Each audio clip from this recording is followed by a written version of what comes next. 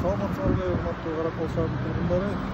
Бүгүнкү күндө жашылдандыруу чарбасы жалпы жаамат менен биргеликте Каракол шаарынын мэрі Жеңиш Арстанбековичтин тапшырмасы менен бүгүнкү күндө мына Каракол шаарыбызга жакшы бир жаңы бир көрүнүштү жараталы деп ушундай туннелдерди коюп атабыз. Кудай буйрса.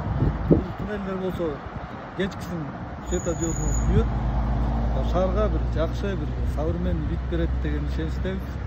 Шаардыктарга жакшы условия түзүп берилет. Жашылдандыруу чарбасы шаардын ушу өрттөндүрүү жагына да ушундай салымдарды кошуп атабыз.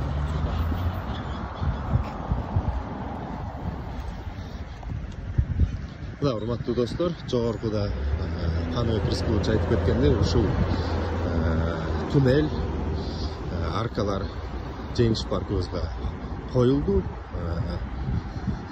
Буюрса, бул дагы шаарыбызга жакшы бир көрүп берет. Жана өзүңүздөр билгендей эле, жөө сейилдегөндө жакшынакай маанай түзүп, жакшынакай шаар түзүп берет деген ойдобуз. Мына бул жерде өзүңүздөр көргөндөй жакшынакай аркалар коюлду.